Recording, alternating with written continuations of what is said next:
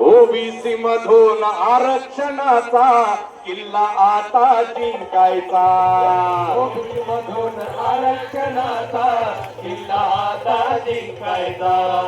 OBC मधून आरक्षणाचा किल्ला आता जिंकायचा.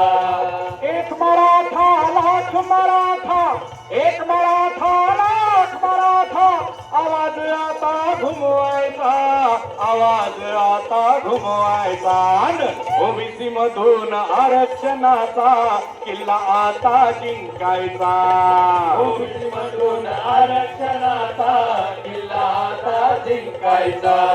ओबीसी मधून आरक्षणाचा किल्ला आता जिंकायचा. वैरजी वैरजी वैरजी गिरजी गिरजी गिरजी वैरजी वैरजी वैरजी गिरजी गिरजी गिरजी.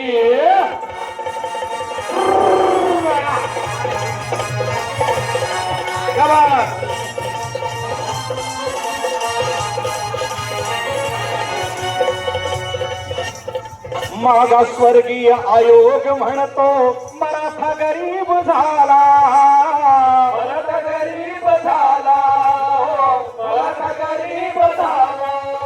ज्या वेळी शासनानं वेगवेगळे आयोग नेमले त्या प्रत्येक आयोगानं शासनाला रिपोर्ट दिलेला आहे की मराठा समाजाची आर्थिक स्थिती खालावलेली आहे.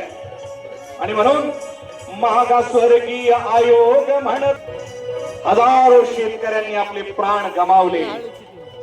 आणि हायकोर्टानं हे मान्य केलेलं आहे की यामध्ये 95% शेतकरी हे जातीनं मराठा होते. म्हणून मागासवर्गीय आयोग म्हणतो मराठा गरीब झाला, मराठा गरीब झाला, मराठा गरीब झाला. निराश झाला, हताश झाला, निराश झाला, हताश झाला, पुरता हतबल झाला, पुरता हतबल झाला, पुरता हतबल झाला.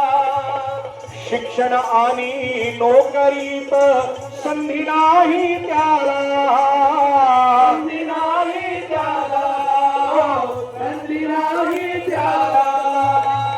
आजपर्यंत आमची संधी हिरावून घेतली, आमच्या डोळ्यामध्ये त्या व्यवस्थेनं आसवलेली, पण आमचे अश्रू पुसणारा एक नेता आम्हाला भेटला आणि तो नेता म्हणजे मनोज पाटील.